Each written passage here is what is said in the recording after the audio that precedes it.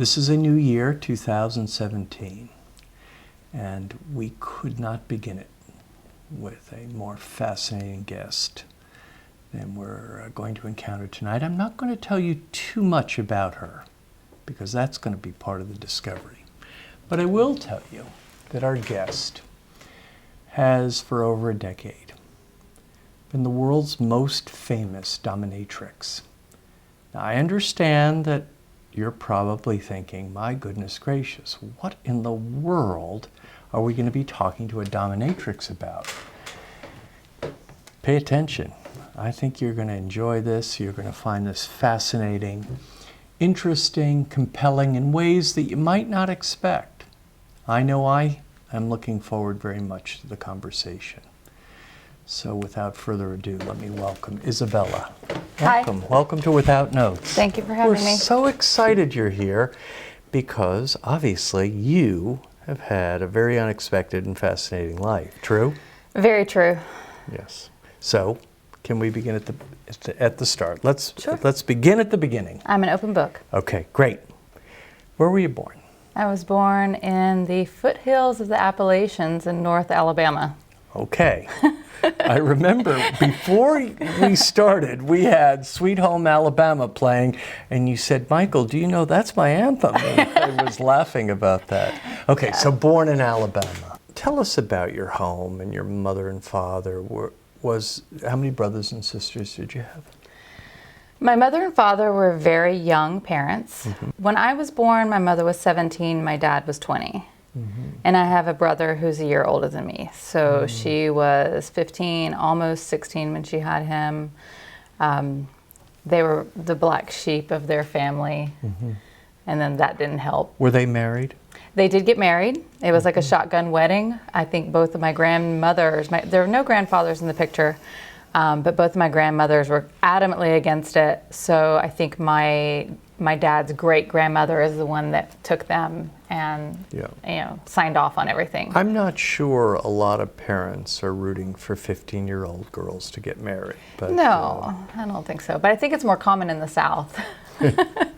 Well, okay, so your parents were exceedingly young. What did they do for work? From my earliest childhood memories, my dad grew pot, marijuana. Yes. At a time in which it wasn't legal to do so. No, I was born in 1971, and up until I was probably 8 or 9 years old, it was a common thing in my house. I didn't know it was illegal then. I grew up with it always around. It was, they were hippies, they were young, enjoying life. So you had an older brother, 1 year older, yourself. Yeah, my sister didn't come until 10 years later. 10 years later? Yes. So my mom and dad, they stayed together until my mom died, but young parents, very rebellious. I remember my dad hiding from the police a lot.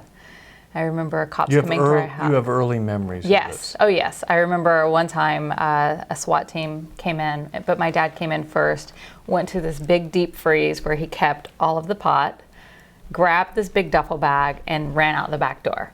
And this was before I knew that anything was wrong with it, because it was always around. So you think it's part of life. Yeah, it's part of life. That all kind of came to an end when I was in the 4th grade, and he finally got arrested.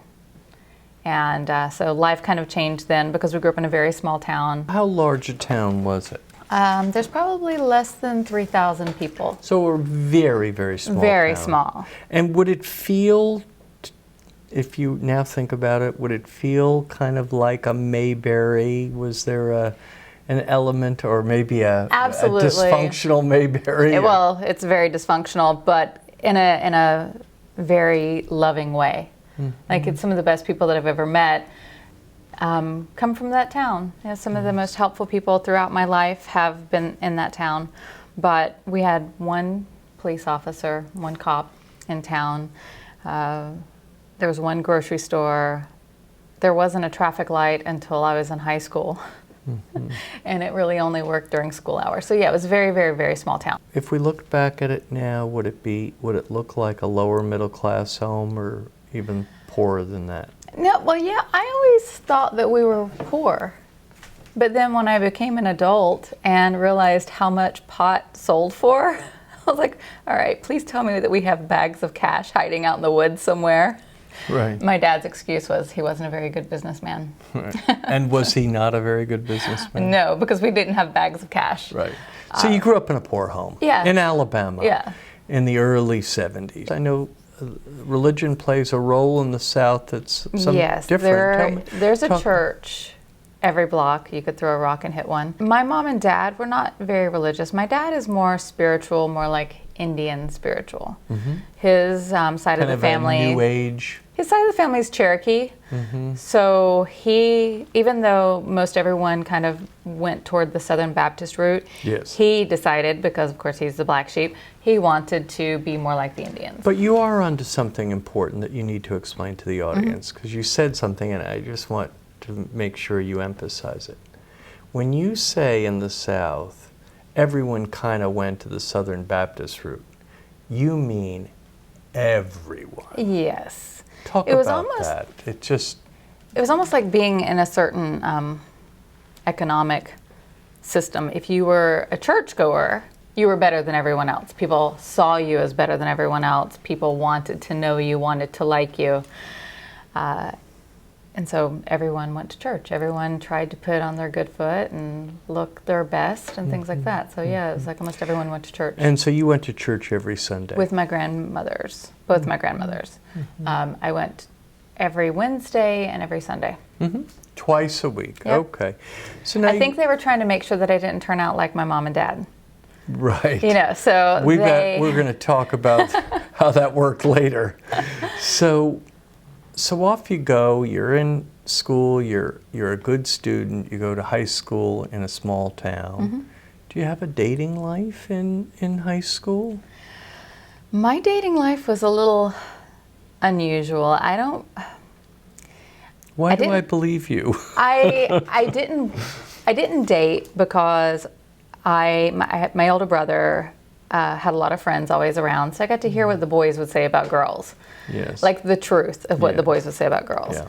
And I just never wanted anyone to say those things about me. So I would probably have been more considered a prick tease than someone who like actually dated and like had sex and did those things. I think everyone probably thought I had sex, but I was 18 the first time I ever had sex, which was Wow. late. That's quite late. Very late. Isn't it? No, but that really is late, both in the South, both in that age. I felt like I was too good for everybody that was there. Like, you know, there was one boy that I dated in high school that I kept around for a while. And did you dream in your high school years, freshman, sophomore, did you dream of leaving the South and going to a bigger and more cosmopolitan area? I knew I would leave, and I actually left the day after I graduated. I was ready to be gone. Leave to where? Where did you want to leave to? Just I didn't care. A bigger. I left to go to Birmingham. I applied for college in Birmingham at UAB, and I got a scholarship there. So I left to go to Birmingham, but I just really wanted out.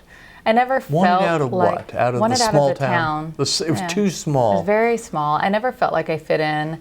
My high school year, you vote for who's who. I was most bizarre, class beauty, and best dressed. Now this is important. Let's do it one more time. You were voted class beauty, most bizarre, and best dressed. True? Wow. I made my own clothes because I had was poor, so I would go to thrift stores and I would create very elaborate clothing. I had people that would line up at school to see what I wore every day at school. I got sent home a lot for what I would wear because sometimes it would be a little more racy. I was a tomboy. Tomboy. Yes. Component. Didn't date a lot. Nope. What about normal in high school, normal degrees of rebellion? Drugs, alcohol, those type of things. I that never are- did drugs, but I drank.